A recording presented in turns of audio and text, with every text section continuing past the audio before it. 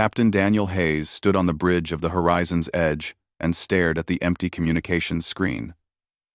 3 days had passed since New Haven Colony sent its last transmission. The colony was home to 12,000 people, living on a beautiful green world called Kepler 442c. They grew crops there, and raised families, and built homes under alien skies. Now they were silent. Lisa Morgan sat at the communications station and tried every frequency she knew.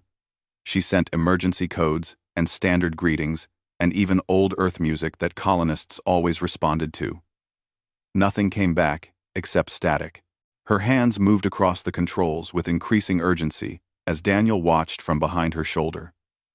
Peter Collins checked the navigation systems 3 times to make sure they were approaching the right planet. They were. The horizon's edge broke through the upper atmosphere, and Daniel felt his stomach tighten. Below them should have been towns and farms, and the landing pads that connected the colony to the rest of human space. Instead, he saw glass. Massive craters of melted rock and sand fused together by unimaginable heat stretched across the landscape. The settlements were gone. The farms were gone. Everything was gone. Helen Price ran her scanners across every meter of the planet's surface. She was the chief science officer and had seen many strange things in her 15 years exploring space. This was different. This was deliberate. The weapon signatures were clear in the readings. Orbital bombardment from plasma cannons. Military grade. Designed to kill everything and leave nothing behind. She ran the scans again, hoping her equipment was malfunctioning. It was not. Daniel ordered the ship into a search pattern. For 6 hours they flew over the ruins looking for survivors or shelters or anything that suggested someone had escaped. Peter plotted courses to every possible hiding spot on the planet. Lisa broadcast rescue signals continuously. Helen deployed sensor drones to check underground cavities and remote valleys. They found nothing. 12,000 people had been erased from existence. The weapon signatures told a story that Daniel wished was not true. Helen brought the data to him in his ready room, where he sat alone, staring at a picture of New Haven from happier times. The attack came from Vakari ships. The Vakari Confederation was a powerful alien empire that controlled hundreds of worlds. Humanity had always been careful around them. Human diplomats bowed and smiled, and never challenged Vakari claims or borders. That caution had apparently not been enough. Helen explained what her analysis revealed. A human survey team had been mapping systems near Vakari space 2 months ago. They must have been spotted. The Vakari followed them back through quantum space and found New Haven. Then they decided to send a message. 5 Vakari warships arrived in orbit and fired until nothing lived. No warning. No demands. No communication at all. Just death. Greg Pearson was the first officer and had served with Daniel for 8 years. He stood in the ready room now, with his jaw clenched so tight that Daniel could see the muscles jumping in his cheek. Greg had a family on Earth and could imagine them suffering what the colonists of New Haven had suffered. He asked Daniel what they should do. Daniel already knew the answer. The quantum burst transmission to Earth Command took 3 hours to prepare. Daniel recorded everything. The crater fields. The weapon signatures. The complete absence of life. Helen's analysis of the Vakari attack. Peter's confirmation that no ships escaped. Lisa's recordings of the silence, where voices should have been. Daniel's own statement delivered in a steady voice that betrayed none of the rage burning in his chest. At Earth Command headquarters in Geneva, Admiral Richard Stone received the transmission in his office overlooking the lake. He was 70 years old and had served in the Human Defense Forces since humanity first reached beyond the solar system. He had negotiated treaties and prevented wars, and built a fragile peace with species that saw humans as weak newcomers. He watched Daniel's recording twice. Then, he sat in silence for 10 minutes. The Human Defense Council met within the hour. 50 representatives from every human world gathered in the Great Chamber beneath the Geneva complex. Admiral Stone presented the evidence. The chamber was silent as the footage played. 12,000 people. Families, children, all dead because they existed near a border that the Valkyrie decided to enforce with murder. The vote took less than 5 minutes. Unanimous. Full mobilization of all human military forces. Every ship, every fleet, every weapon humanity had built during 2 centuries of careful expansion would now be brought to bear. The order went out across quantum communication networks to 30 human worlds and 200 orbital shipyards and defense stations scattered through human space. Fleet Admiral Catherine Ross received her orders aboard the UHS Vengeance, humanity's newest and most powerful dreadnought. She read them carefully, and then called her senior staff to the war room. They had 6 days to gather every available warship at Rally Point Omega. 6 days to prepare for the largest military operation in human history. 6 days before humanity showed the Valkyrie Confederation what it meant to murder human civilians. The mobilization began immediately. Ships that had been patrolling trade routes turned toward Rally Point Omega. Defense fleets guarding human worlds departed, leaving only minimal security forces behind. Construction yards pushed half-finished warships into service with skeleton crews. Every captain and every crew member knew what had happened at New Haven. The news had spread through human space like wildfire. 12,000 dead. An entire colony erased. Daniel remained in orbit around New Haven for another day. He felt he owed it to the dead to bear witness, to remember, to carry the weight of what had been done to them. Greg stood beside him on the bridge, and neither man spoke. Lisa had stopped trying to raise anyone on the surface. Peter had ceased his scanning. Helen had compiled her final report. The horizon's edge hung in the sky above a graveyard. When the order came to proceed to Rally Point Omega, Daniel took one last look at the world below. Somewhere in those glass craters were the remains of 12,000 people who had done nothing wrong except exist where the Valkyrie did not want them. He made a promise to their memory. Humanity would respond, not with wild rage or mindless violence, but with something the Valkyrie had never seen from humans before. Overwhelming force applied with cold precision. 700,000 warships were gathering. The Valkyrie would learn what it meant to awaken humanity's wrath. Fleet Admiral Catherine Ross stood in the command center of the UHS Vengeance and watched the tactical display as ships began arriving at Rally Point Omega. The display showed empty space one moment and then suddenly filled with the signatures of 50 warships dropping out of quantum drive. Then another 100 appeared. Then 500 more. The gathering had begun. Rally Point Omega was a carefully chosen location 3 light-years from the nearest Valkyrie outpost, far enough that the aliens would not detect the gathering until it was too late, close enough that the fleet could strike quickly once assembled.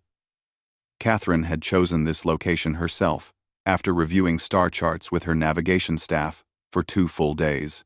The ships came from every corner of human space. Massive carrier vessels like the UHS Retribution arrived with their fighter squadrons already preparing for combat. Vice Admiral Scott Palmer commanded the Retribution and had served with Catherine during the border wars against pirates 20 years ago. His ship carried 3,000 fighter craft and could project power across an entire star system. Smaller destroyers and corvettes arrived in tight formations. Commander Amy Stewart led a squadron of fast-attack corvettes called the Ghost Division. They were small ships with powerful engines and could strike targets before enemy sensors detected them. Amy had lost her brother at New Haven and volunteered for this mission the moment the orders came through. The destroyer UHS Righteous Fury joined the fleet under the command of Captain Linda Pierce. Linda was a career officer who had spent 15 years working her way up from ensign to captain. Her tactical officer was Lieutenant Jake Morrison. Jake's sister had been a teacher at New Haven. She taught mathematics to colony children and sent him messages every week about her students and their progress. Those messages had stopped 3 days before the horizon's edge found the ruins. Day by day, the fleet grew. Catherine watched the numbers climb. 10,000 ships. 50,000. 100,000. The assembly was unprecedented in human history. Every available warship that could make the journey was coming. Construction yards were pushing out new vessels with incredible speed. Some arrived with crews that had been training for only a few weeks. Veterans took these new recruits under their guidance and prepared them for what was coming. While humanity gathered its forces, the Vakari Confederation celebrated. High Commander Zekthar stood before the Vakari Grand Assembly in their capital city on Vakari Prime. He was old by Vakari standards and had led their military for 30 years. His scales were dark with age, and his eyes held the confidence of someone who had never lost a battle. Zekthar told the assembly that the human colony had been cleansed from their border region. The humans were a weak species that hid behind diplomacy because they lacked real strength. The Vakari controlled 300 worlds while humans had only 30. The Vakari had ruled their sector of space for 5,000 years, while humans had been traveling between stars for only 3 centuries. The humans would complain and protest but ultimately do nothing.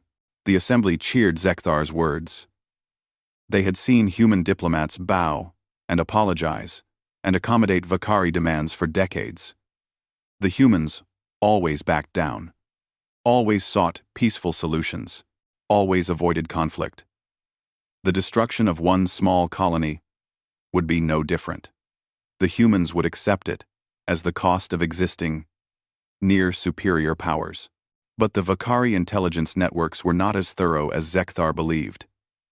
Nathan Cross was an intelligence officer aboard the reconnaissance ship UHS Shadowrunner. His ship was designed to be invisible to most sensor systems and had been operating near Vakari space for years. Nathan and his crew intercepted Vakari military communications and analyzed their fleet deployments and tracked their ship movements. What Nathan discovered was both encouraging and troubling. The Vakari military was powerful, but scattered. They had fleets stationed across 300 worlds, maintaining order and fighting small conflicts with neighboring alien empires. Their ships were individually powerful, but their coordination was poor. They relied on their reputation and superior numbers to intimidate rather than actual tactical excellence. Nathan sent his reports to Catherine through encrypted quantum channels. She reviewed them with her senior staff in the war room of the Vengeance. Commodore Ryan Tucker was her chief tactical advisor and had planned major fleet operations for 20 years. Rear Admiral Sharon Wade commanded the fleet's carrier groups and knew more about fighter tactics than anyone in human space. The debate among Catherine's staff was brief but intense. Some argued for targeting only Vakari military installations. Others wanted to cripple the Vakari's entire war-making capability. A few suggested that humanity should make an example so terrible that no alien species would ever threaten human colonies again. Catherine listened to every perspective. Ryan believed that precision was essential. Strike military targets hard and fast, but avoid civilian casualties. Show the galaxy that humans could wage war without becoming monsters. Sharon agreed but added that the strikes needed to be overwhelming. Half measures would only invite further attacks. The Vakari needed to see that humanity's military power was beyond anything they had imagined. Catherine made her decision after 3 hours of discussion. The attack would be surgical, but overwhelming. 7 battle groups would strike simultaneously at major Vakari military installations across their empire. The goal was not to conquer or occupy but to dismantle the Vakari military machine piece by piece. Every strike would be precisely targeted. Every engagement would be documented. The Vakari military would be destroyed, but Vakari civilians would be left unharmed.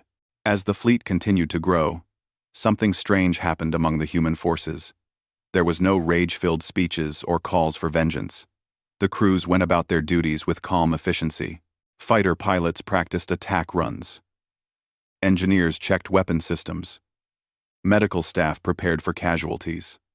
Everyone understood their role and performed it with professional precision. Daniel Hayes arrived at Rally Point Omega aboard the Horizon's Edge and was immediately assigned to Catherine's staff as a tactical advisor. He had seen New Haven. He had witnessed what the Vakari had done. Catherine wanted his perspective when planning the operation. Daniel agreed and left his ship in the capable hands of Greg Pearson. In his quarters aboard the Vengeance, Daniel made an entry in his personal log. He noted the strange calm that had settled over the fleet. 700,000 warships filled the space around Rally Point Omega now. 700,000 crews preparing for battle. But there was no fury or hatred. Just cold determination. The Vakari had murdered 12,000 innocent people. Humanity would respond not with blind rage but with calculated precision. The final ships arrived on the 6th day. Catherine stood on the bridge of the Vengeance and looked at the tactical display showing 700,000 warship signatures. It was the largest fleet ever assembled by any species in known galactic history. Enough firepower to sterilize worlds or conquer empires. All of it gathered for one purpose. Catherine opened a fleet-wide channel, and her face appeared on every screen of every ship. She spoke for 5 minutes. She reminded them of New Haven. She explained the mission parameters.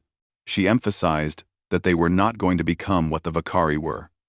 They would strike hard and strike precisely, but they would not abandon their humanity in the process. When she finished, 700,000 crews acknowledged their orders and prepared to jump to quantum drive. The fleet divided into 7 battle groups. Each group had a specific target. Each commander had clear rules of engagement. Ryan Tucker had spent days planning the operation down to the smallest detail. Sharon Wade had positioned the carrier groups for maximum effectiveness. Nathan Cross had provided intelligence on every target. Everything was ready. Catherine gave the order, and the fleet began to move. 700,000 warships activated their quantum drives and disappeared from Rally Point Omega. They emerged across 100 light-years of Vakari space simultaneously. The Vakari Confederation was about to learn that humanity's patience had limits, and that crossing those limits brought consequences beyond anything they had imagined. Battle Group 3 emerged from quantum space in perfect formation above the Vakari fortress world of Tekvar. 3,000 human warships appeared simultaneously in a coordinated arrival that had been practiced dozens of times at Rally Point Omega. Admiral Scott Palmer stood on the bridge of the UHS Retribution and immediately gave the order to launch all fighter squadrons. The Vakari defense fleet at Tekvar consisted of 200 warships stationed in orbit around their military command center. The station was massive and held the regional headquarters for Vakari military operations across 17 star systems. Alarms began screaming across every Vakari ship as their sensors detected the human arrival. The Vakari commanders could not believe what they were seeing. Commander Zara Phillips commanded the missile cruiser UHS Thunderbolt, positioned at the front of the human formation. She had authorization to fire first and did not hesitate. The Thunderbolt launched a salvo of 300 guided missiles that streaked toward the nearest Vakari battleship. The missiles were not nuclear or antimatter weapons. They were precision kinetic penetrators, designed to disable rather than destroy. The Vakari battleship tried to activate its shields, but the human missiles were too fast and too accurate. They punched through armor plating and destroyed the shield generators and weapon systems and engine cores. Within 30 seconds, the battleship was drifting dead in space. Its crew was alive, but the ship was completely disabled. Zara immediately targeted the next Vakari vessel. Across the battlefield, human ships engaged Vakari forces with overwhelming precision. The Vakari had never fought humans before, and had no idea what human military doctrine looked like. They expected the kind of brutal slugfest that characterized most galactic conflicts. Instead, they faced coordinated strike packages that targeted specific systems on their ships with surgical accuracy. Fighter squadrons from the Retribution swept through the Vakari formations. Lieutenant Casey Jordan led her squadron of 20 fighters against a Vakari cruiser that was trying to target the Thunderbolt. Casey's fighters were small and incredibly fast. They dodged Vakari defensive fire and launched missiles at the cruiser's weapon banks. The cruiser's main guns exploded, and the ship went dark. Casey pulled her squadron away and moved to the next target. The battle lasted 17 minutes. By the end, all 200 Vakari ships were disabled and drifting. Not one had been destroyed. Not one Vakari crew member had been killed. The human battle group had demonstrated overwhelming superiority while maintaining perfect fire discipline. Scott Palmer ordered the next phase to begin. Marine assault ships moved forward and deployed boarding parties to the disabled Vakari vessels. Colonel Victor Grant commanded the Marine forces and had trained specifically for this operation. His Marines wore heavy armor and carried non-lethal weapons designed to subdue without killing. They breached the Vakari ships and secured the crews with minimal resistance. The Vakari sailors were shocked and confused. They had expected to die in battle or be enslaved after defeat. Instead, human Marines treated them according to military law. Wounded Vakari received immediate medical attention. Officers were separated from enlisted personnel and processed. Everyone was documented and their rights explained through translation devices. Victor made it clear that cooperation would be rewarded and resistance would be met with force. Similar scenes unfolded across Vakari space as the other battle groups struck their targets. Battle Group 5 under Rear Admiral Sharon Wade hit the Vakari Second Fleet at the Korvax Nebula. The Vakari had 300 ships there, protecting a major shipyard. Sharon's battle group had 5,000 ships and coordinated their attack with devastating efficiency. The Vakari tried to mount a defense, but their tactics were outdated and their coordination poor. They had relied on superior numbers and firepower for so long that they had forgotten how to actually fight against a competent enemy. Sharon's forces disabled the entire Vakari fleet in 23 minutes without destroying a single ship. The shipyard was seized intact, with all its workers evacuated safely to the planet below. At the edges of Vakari space, smaller human forces struck supply depots and communication stations. These operations were even faster. Corvette squadrons like Amy Stewart's Ghost Division appeared without warning and disabled targets before defenders could react. Amy's ships moved like shadows and struck like lightning. Her squadron alone disabled 15 Vakari outposts in the first hour of the operation. But the main event was happening at Vakari Prime, the homeworld of the Vakari Confederation. Fleet Admiral Catherine Ross arrived with 400,000 warships, more than half the entire human fleet.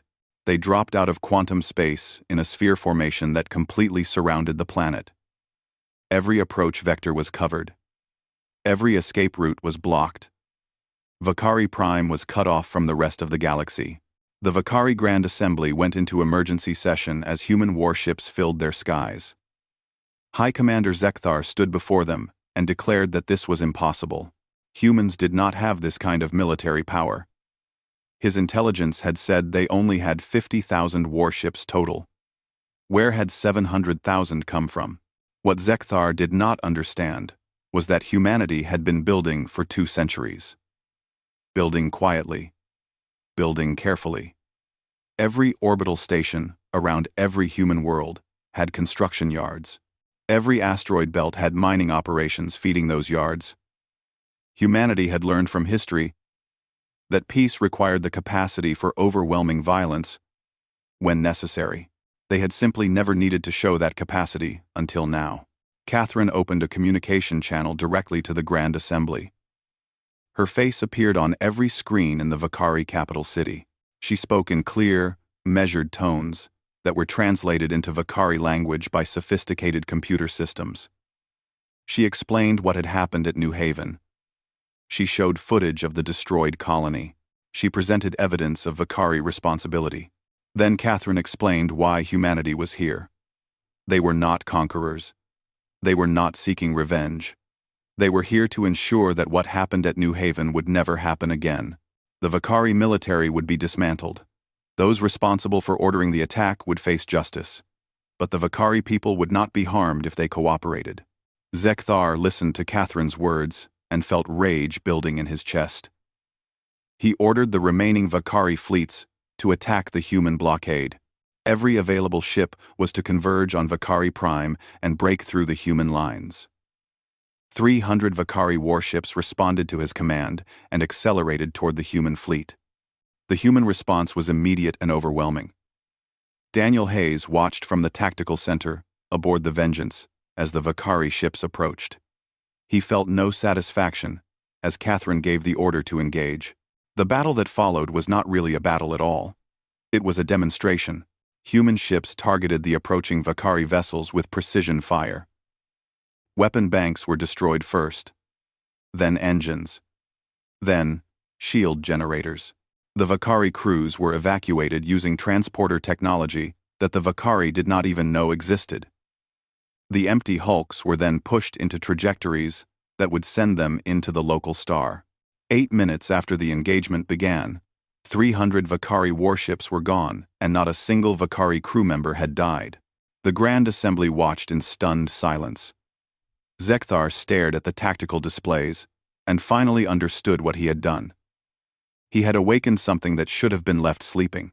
Humanity had revealed itself as a power beyond anything the Vakari could challenge, and they had done it while maintaining perfect discipline and restraint. Catherine broadcast another message to Vakari Prime.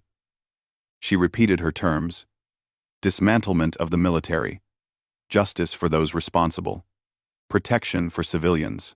She gave the Grand Assembly 1 hour to respond. Then, she waited. Across Vakari space, the other battle groups completed their operations. Every major military installation was secured. Every Vakari fleet was disabled. The entire Vakari military apparatus that had taken 5,000 years to build was dismantled in a single day by human forces that struck with overwhelming power and surgical precision. In his command center, Zekthar realized he had a choice. He could continue to resist and watch his people suffer as the humans tightened their grip, or he could accept defeat and hope that Catherine Ross meant what she said about protecting civilians. He looked at the tactical display showing 400,000 human warships surrounding his world and knew that resistance was pointless. The hour passed, and the Grand Assembly sent their response. They would cooperate with human demands. Zekthar and his senior commanders would surrender themselves for trial. The Vakari military would stand down. Catherine received the message and nodded. The first phase of the operation was complete. Now came the harder part of building a lasting peace. Captain Linda Pierce stood on the bridge of the UHS Righteous Fury and looked down at the Vakari fortress world of Tekvar. Her ship was one of 50 assigned to maintain peacekeeping operations here. The battle was over, but the real work was just beginning. Thousands of Vakari military personnel needed to be processed, documented, and either released or detained depending on their involvement in various operations. Lieutenant Jake Morrison worked at his tactical station and tried to focus on his duties. The station monitored all ship movements around Tekvar and tracked the shuttles carrying Vakari prisoners up from the surface. Jake watched the screens and thought about his sister. She had been a teacher. She had never hurt anyone. The Vakari had killed her, along with 11,999 other innocent people.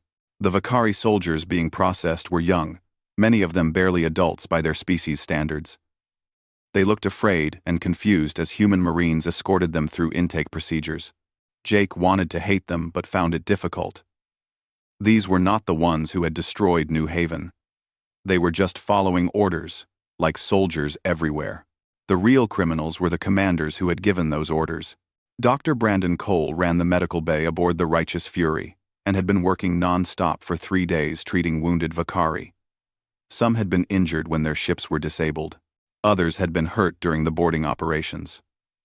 Brandon treated them all with the same care he gave to human patients. He believed that medical ethics did not change based on species or circumstances. Jake came to the medical bay during his off shift to talk with Brandon. He asked how the doctor could treat these aliens after what they had done to human civilians.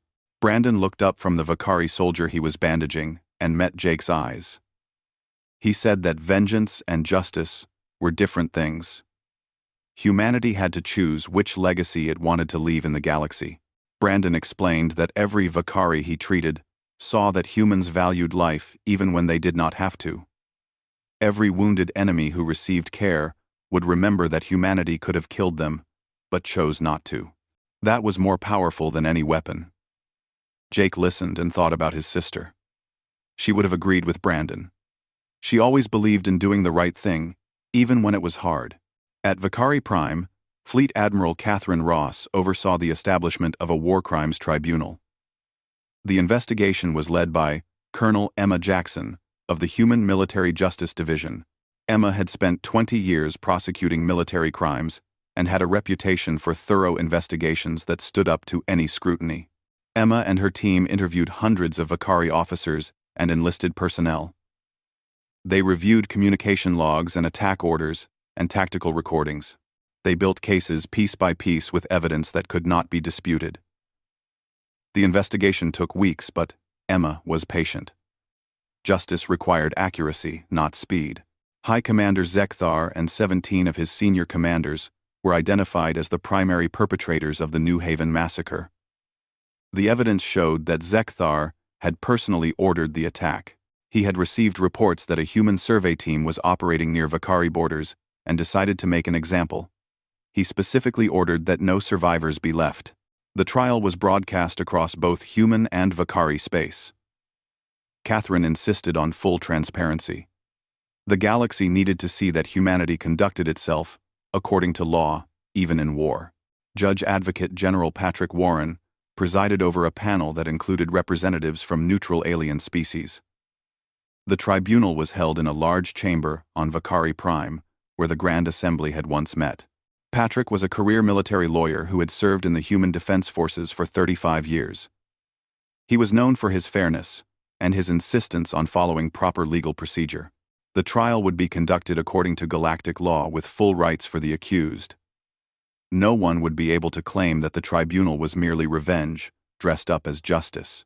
Captain Daniel Hayes testified on the third day of the trial. He described arriving at New Haven and finding the ruins. He played recordings of the silent communications channels and showed images of the glass craters. He explained how his crew had searched for survivors and found none. The chamber was completely silent as Daniel spoke. Nathan Cross testified about the intercepted Vakari communications. He presented recordings of Vakari commanders discussing the attack. One recording captured a Vakari officer asking Zekthar if they should warn the colony first. Zekthar's response was clear. No warnings. Complete destruction. Make it a message that other humans would understand. Vakari military officers, who had been given immunity in exchange for testimony, confirmed the chain of command. They explained how the order had come directly from Zekthar. They described the meeting where he had decided that human expansion needed to be stopped before it became a real threat to Vakari dominance. They provided documentation of everything. Zekthar refused to show any remorse. When given the chance to speak in his own defense, he stood before the tribunal and declared that he had done what was necessary. Humanity's weakness had invited the attack. Their small empire deserved to be culled before it could threaten the established powers. He would not apologize for doing his duty, as he saw it. His words were broadcast across the galaxy, and many alien species watched with great interest. The Vakari Confederation had been a dominant power for millennia. They had bullied and threatened smaller species with impunity. Now they were being held accountable by the humans they had underestimated. The trial was a turning point in galactic politics.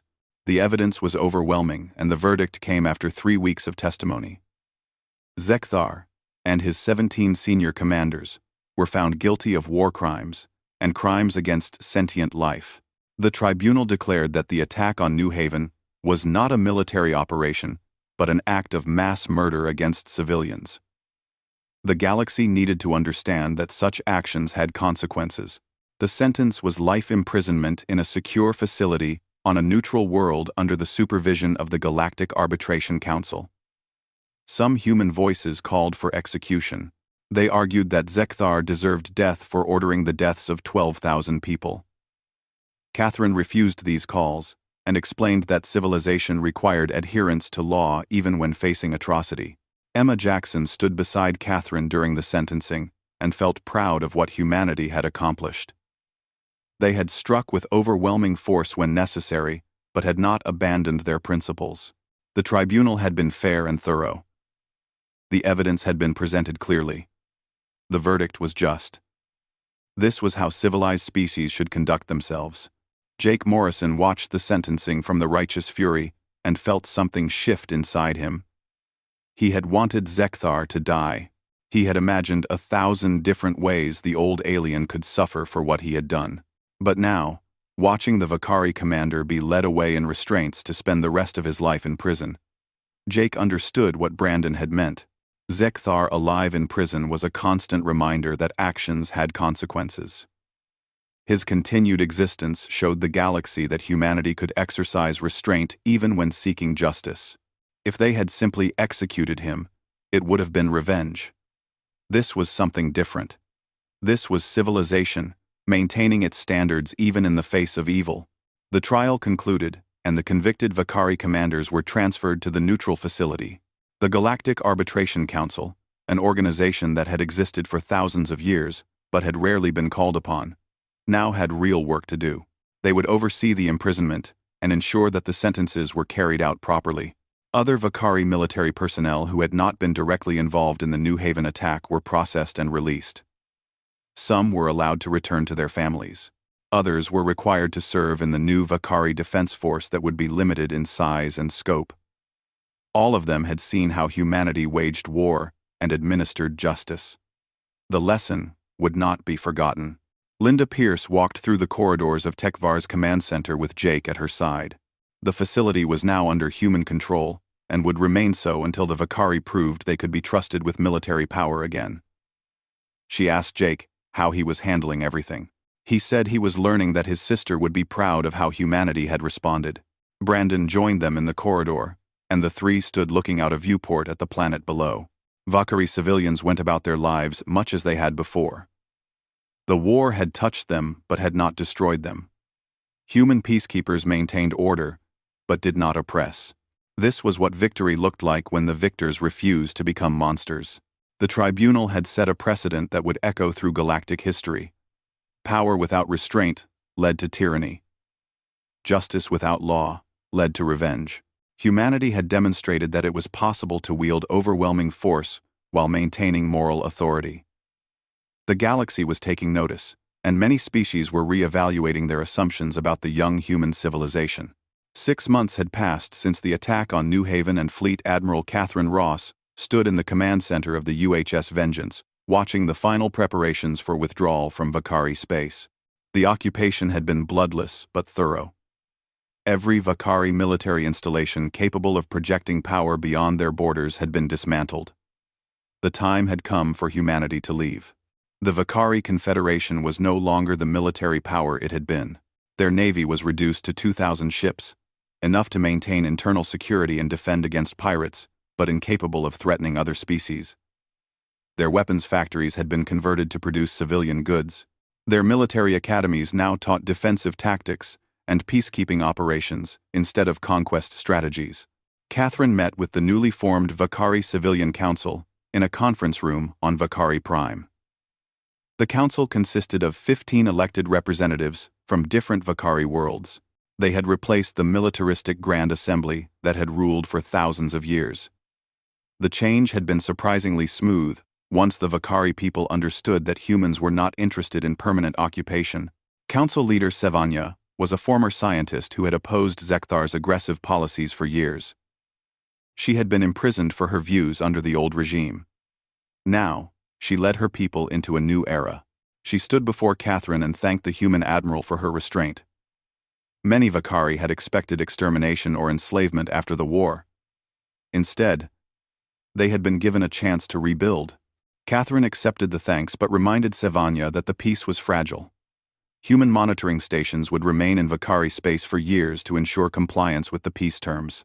Any return to aggressive military buildup would be met with immediate response. Sevanya understood and assured Catherine that the Vakari people had learned their lesson.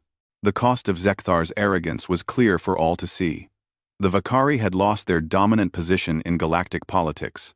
Species they had bullied for centuries were now expanding into regions the Vakari could no longer control.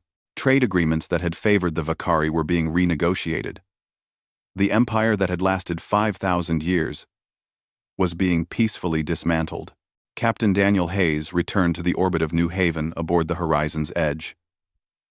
The memorial was nearly complete. A massive structure hung in space above the dead world. It was constructed of metal and crystal and would last for thousands of years. Engraved on its surface were the names of all 12,000 victims.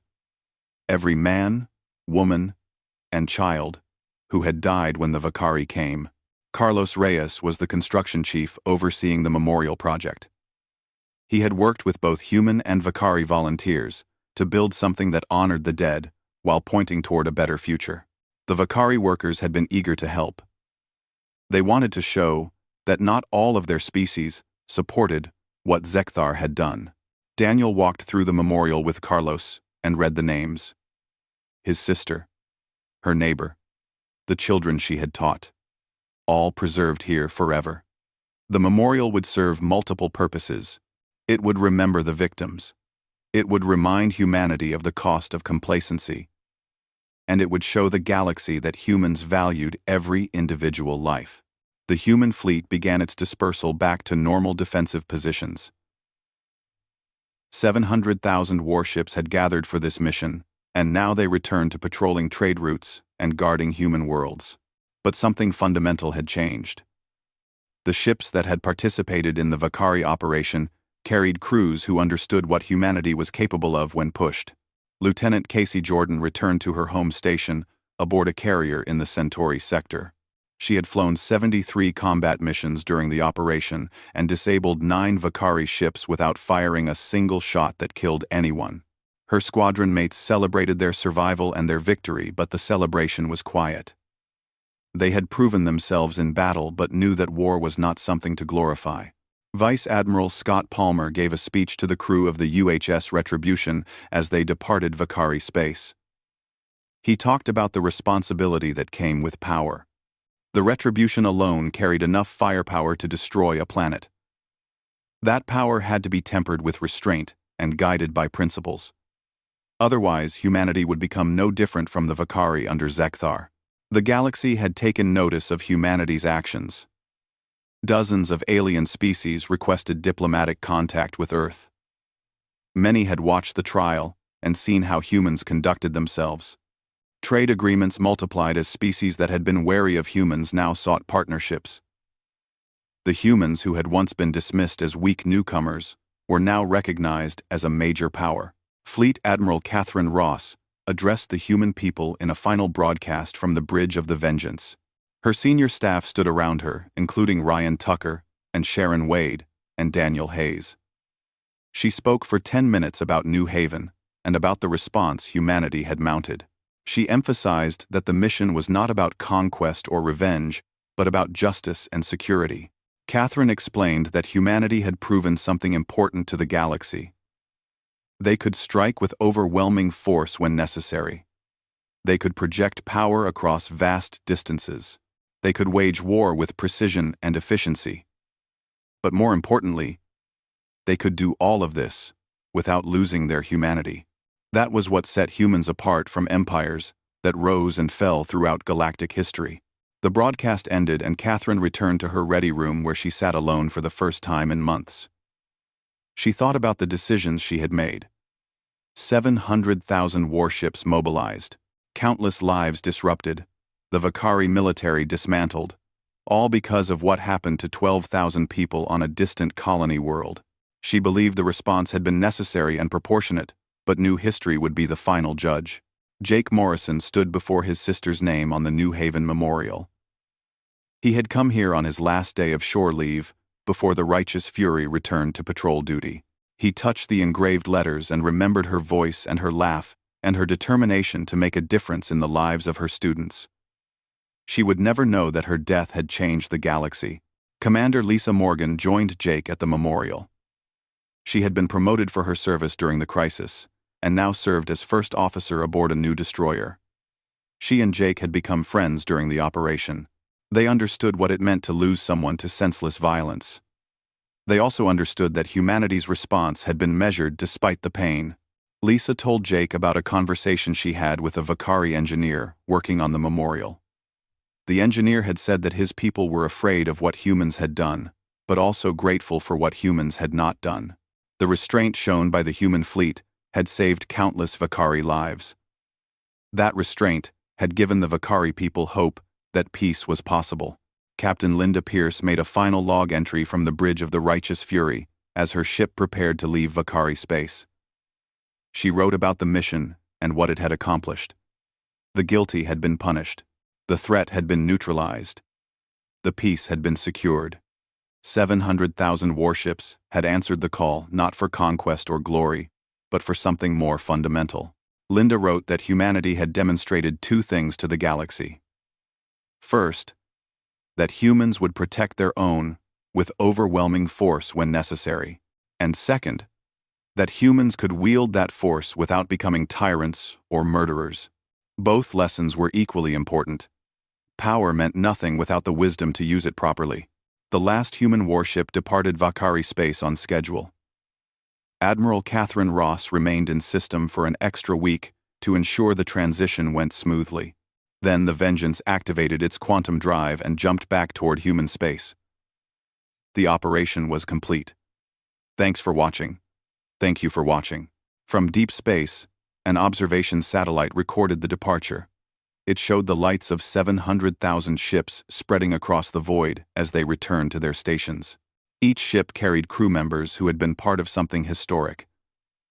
They had waged war in a way that honored their civilization. They had shown strength without cruelty and determination without hatred. The New Haven Memorial floated in orbit above the dead world. The names of 12,000 victims glowed softly in the light of the alien sun. Below the memorial, the glass craters remained as evidence of what the Vakari had done.